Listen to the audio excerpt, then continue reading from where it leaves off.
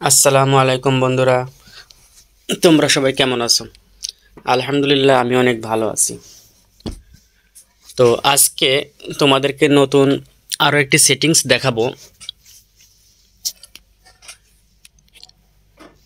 তো সেটিংসই হচ্ছে, আমরা যারা ভিডিওর কমেন্ট রিপ্লাই দিতে গিয়ে ভিডিও প্লে হয়ে যায়, এই প্লেটা বন্ধ করার জন্য যে সেটিংসটি আছে সেটি আপনাদের দেখাবো।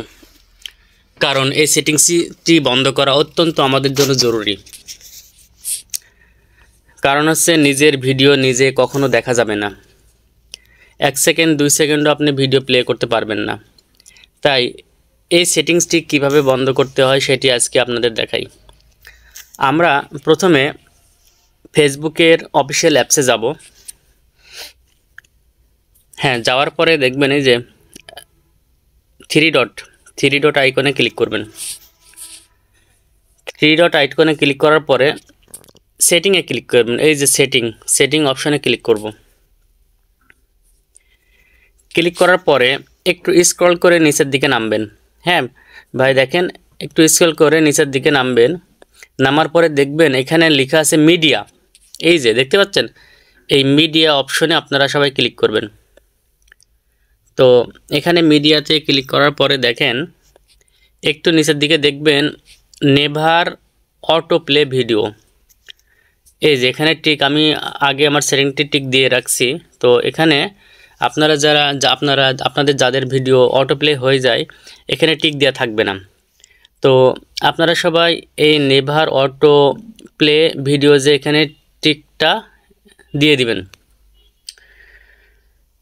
তাহলে দেখবেন, আর আপনি যখন ভিডিও কমেন্ট করতে রিপ্লাই দিতে যাবেন, তখন আপনার ভিডিও কিন্তু অটো প্লে হবে না।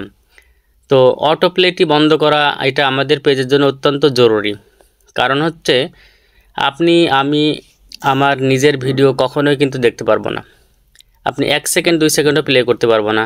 আপনি অনেক সময় আপনার পেজে স্ক্রল করবেন, আপনার ভিডিও দেখবেন, দেখার সময় আপনার ভিডিও যখন সামনে চলে আসবে তখন অটো প্লে হয়ে যাবে, অটো প্লে হবে, অটো ভিডিও চালু হবে।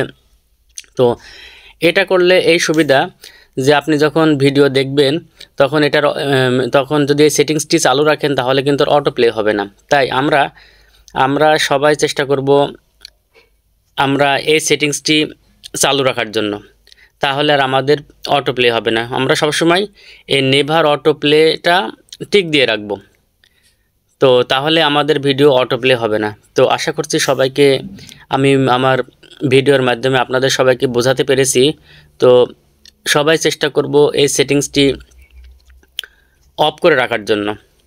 এখানে টিক দেওয়া থাকবে না, যাদের সেটিংসে তারা সবাই টিক দিয়ে দিবেন, তাহলে আর ভিডিও প্লে হবে না। তাই আমরা সবাই চেষ্টা করব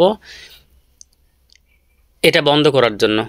তাহলে সবার জন্য ভালো হবে। তাহলে আর নিজের ভিডিও নিজে দেখা লাগবে না, প্লে হবে না। তো সবাইকে অসংখ্য ধন্যবাদ। ভালো থাকবেন, সুস্থ থাকবেন।